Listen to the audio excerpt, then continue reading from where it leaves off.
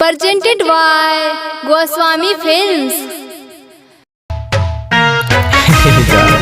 अरे तेरे से प्यार था, तूने मेरे आंसू की कदर नहीं की। तूने जितना रुलाया किसी ने नहीं रुलाया। अरे आंसू की कीमत तुम क्या समझोगी जान। अरे बेवफा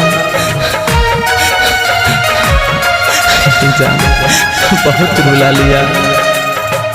दिल बाड़ू दर्द हमके कितना तू प्यार में, दिल बाड़ू दर्द हमके कितना तू प्यार में। हंसुआ के कीमत जाके पूछी हो बाजार में, हंसुआ के कीमत जाके पूछी हो बाजार में। दिल बाड़ू दर्द हमके कितना तू प्यार में, दिल बाड़ू दर्द हमके कितना तू प्यार में। Bombay digital recording studio Chhapra.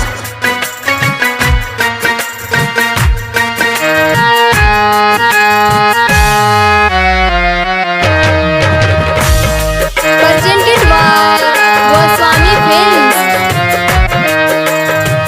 तोहरे के मनले रहनी हम दिल जान से, तोहरे चलते रिश्ता जोड़तानी शमशान से।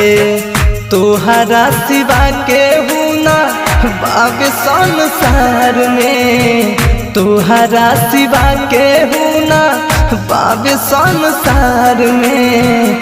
दिल बाड़ू दर्द हमके तू कितना प्यार में, दिल बाड़ू दर्द हमके तू कितना प्यार में।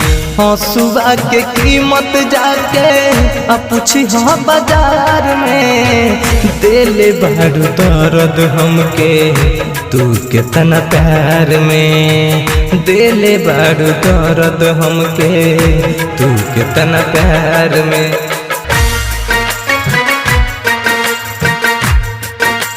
Bombay digital recording studio Chhapra.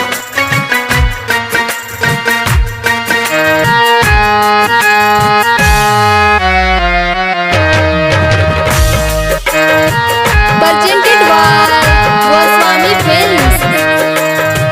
जात बाड़ू जिंदगी से हमके रुबाही के, खुश रहिया पिया घरे हमके भुलाई के।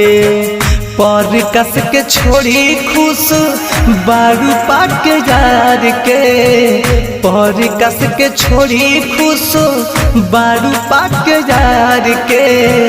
दिल बाड़ू दर्द हमके कितना तू प्यार में, दिल बाड़ू दर्द हमके कितना तू प्यार में।